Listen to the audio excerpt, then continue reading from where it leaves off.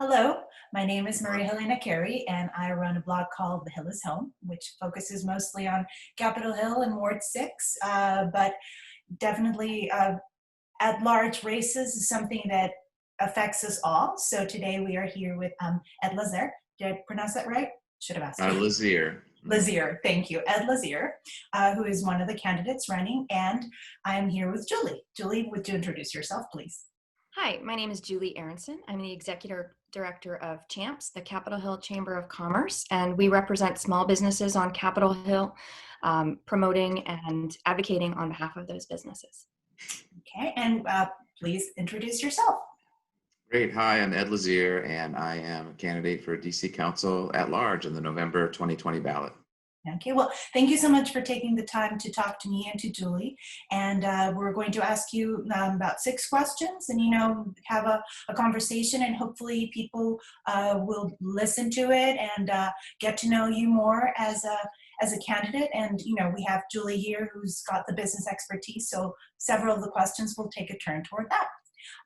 So my first question is, in such a crowded field of candidates, which there are 25 candidates in the at-large race, how do you plan to stand out? And do you think that so many candidates in the at-large race pool give better known names or incumbents an unfair advantage?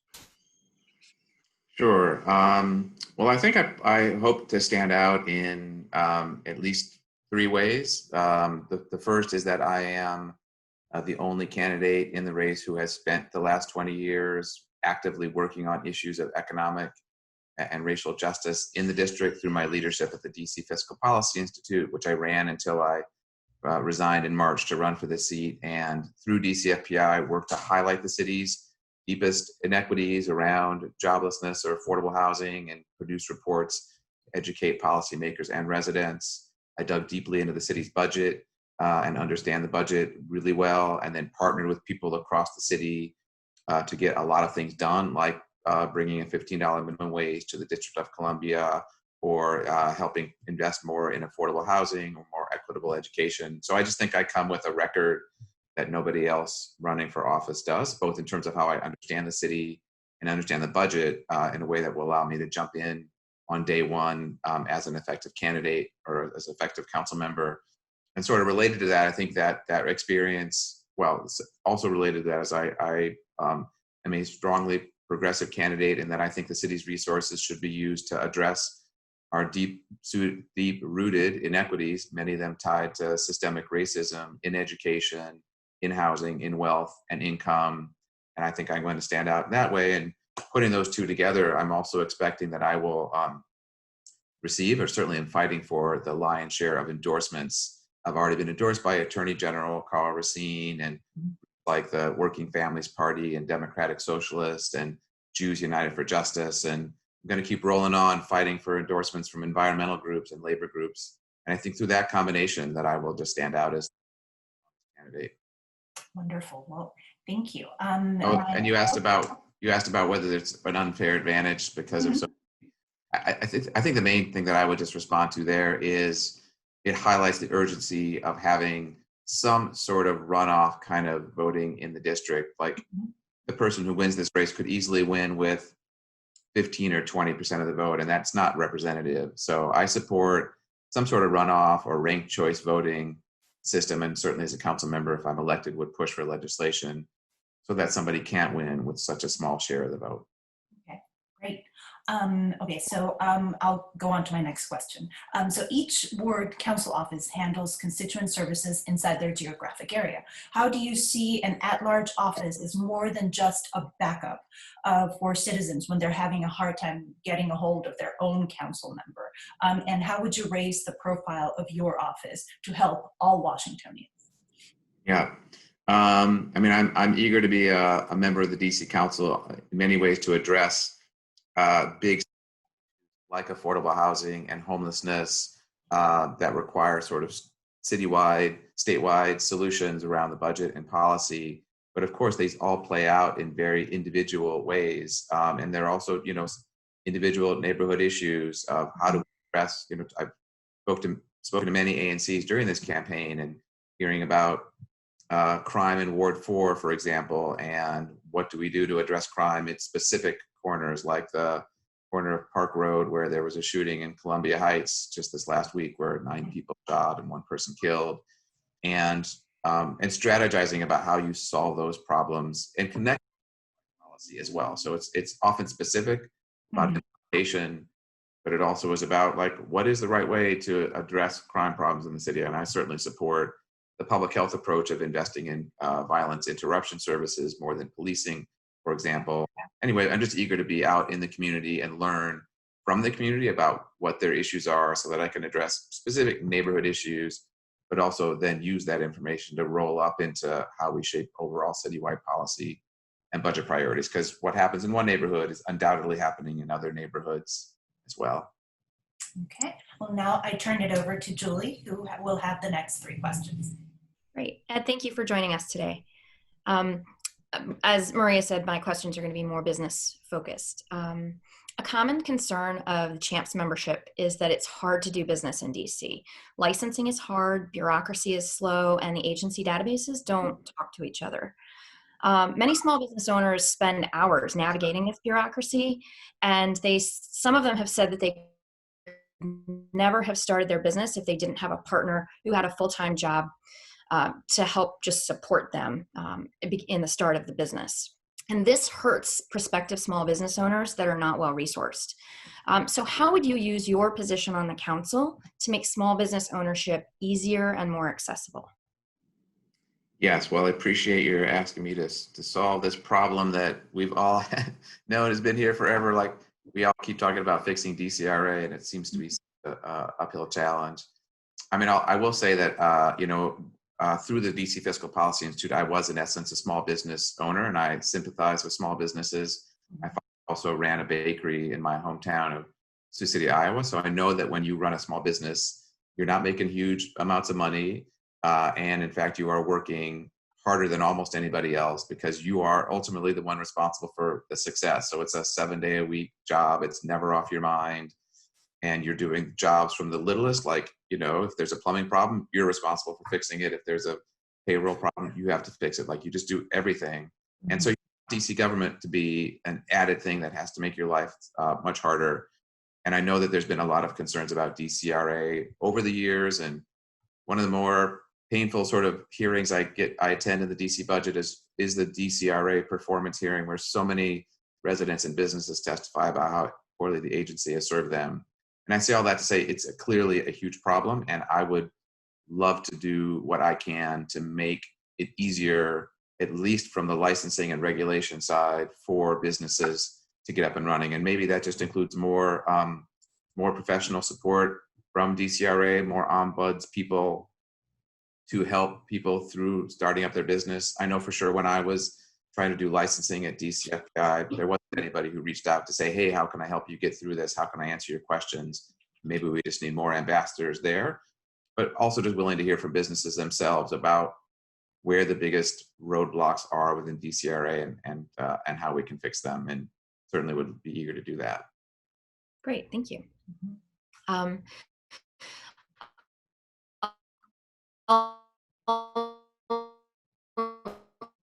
move now to kind of the COVID reopening in phase 2. Sales for storefronts and retailers have dropped dramatically, as much as 40% or more from this time last year. Fixed costs of taxes and rent are still due, and many businesses have already expended their paycheck protection funds and their DC microgrant funds. Many businesses may be forced to close. If you were on the council right now, what proposals would you put forward to help our small businesses continue to operate and employ people? Yeah, well, it breaks my heart to know that these people who are working so hard and are so appreciated in their community and have often been there for a long time are at risk of going out of business. And as I've said many times through this campaign, I think it would be a shame if any resident lost their home because of the pandemic, or if any business was forced to close because of the pandemic, and that we should aim our policy to get as close to as possible as nobody having to close their doors or lose their home as possible. The issue that I've heard most is the fact that that hard to pay. And I'm not eager to open up the economy faster because I think we have to get the pandemic under control before we can reopen the economy. If we reopen too soon, we'll just be back in a cycle of closing up again. So what I would support as a council member is some form of permanent moratorium on eviction for any business that got behind in rent during the pandemic.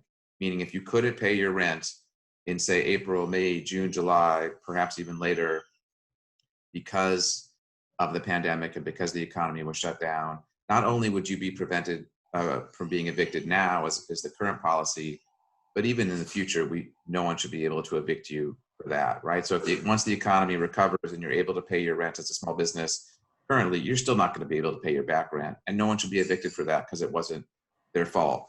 And essentially, what that will force, if that makes sense, is that every commercial landlord would have to do what they're probably already, many of them already doing, which is negotiating a reduced rent.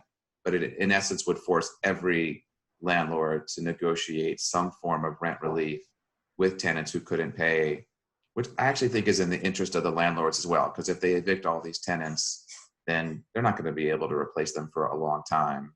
So it just makes sure that all the good actor landlords who are already in the process of helping tenants with reduced rents, that we actually apply that policy to everybody. I hope that made sense, and if you have any follow-up about that. I just want to make sure that I'm clarifying so that I'm understanding completely. You would be supportive of a rent negotiation, which does exist now. There's a process that landlords are supposed to go through with their small businesses, but making sure that that would be a reduced rent for a period of time, and that businesses would not need to go back and pay the full amount of rent for those defined months. Yes, and just an added layer of that is that that once the economy recovers, if there was a tenant who just ultimately couldn't pay their rent and could document because their business was reduced, that by law we would say they cannot be evicted for that. So it just in essence forces that kind of negotiation and accepting of the reduced rent terms, which could be for some businesses even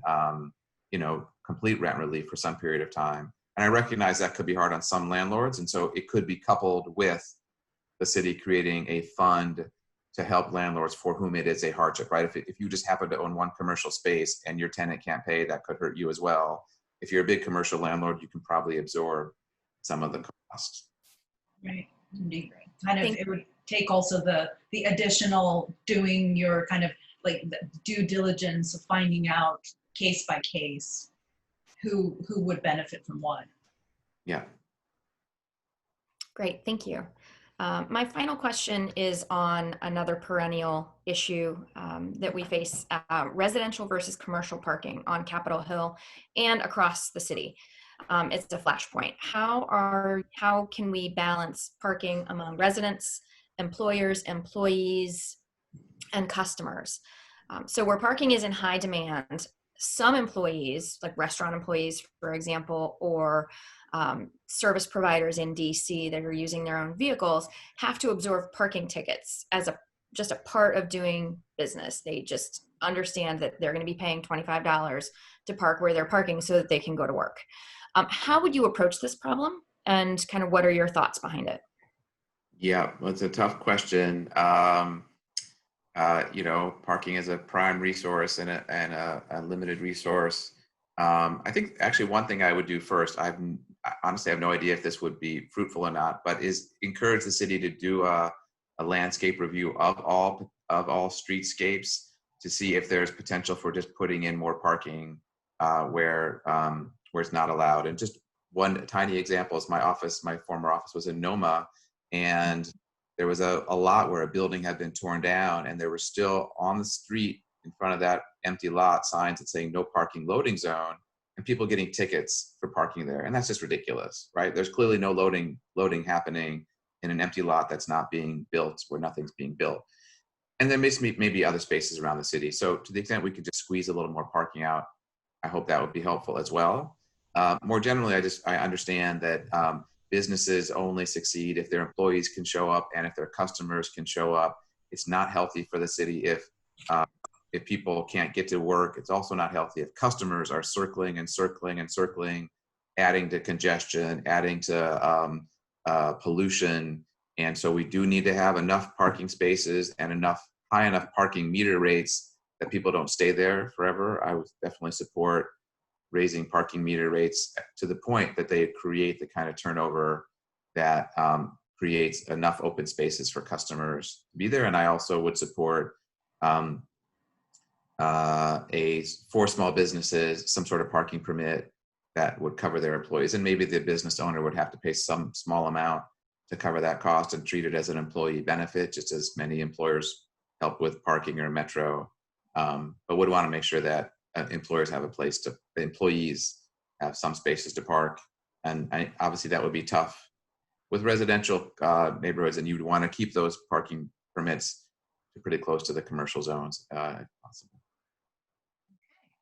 Well, finally, our last question is, so what would you name the regional football team? Hopefully something more original than Washington football team. And do you support a return to RFK Stadium for the purposes of football alone?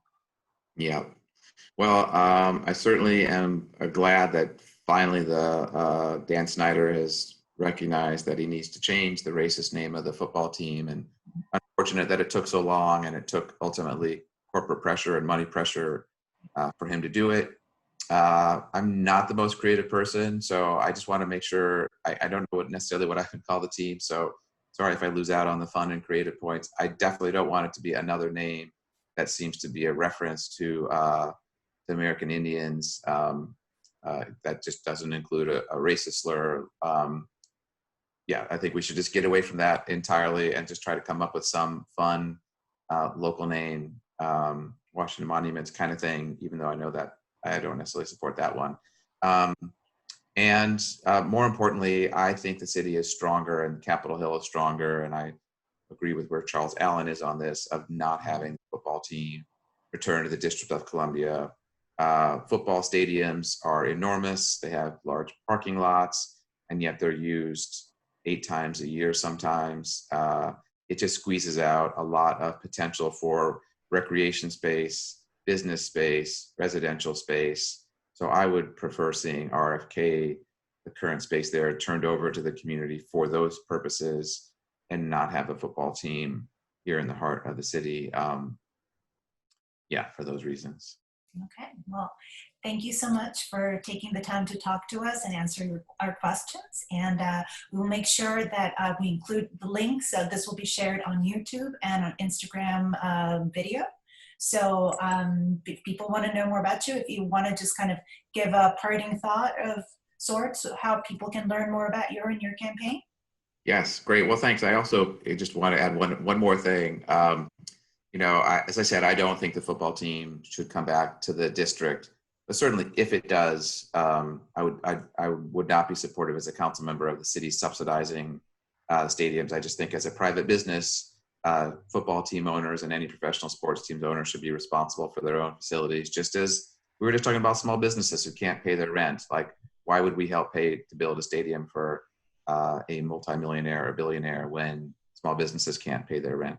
But I hope folks will check me out. My campaign website is ed4dc.com, edfordc.com, and on social media at Ed Lazere, L-A-Z. You can see the spelling behind me, L-A-Z-E-R-E.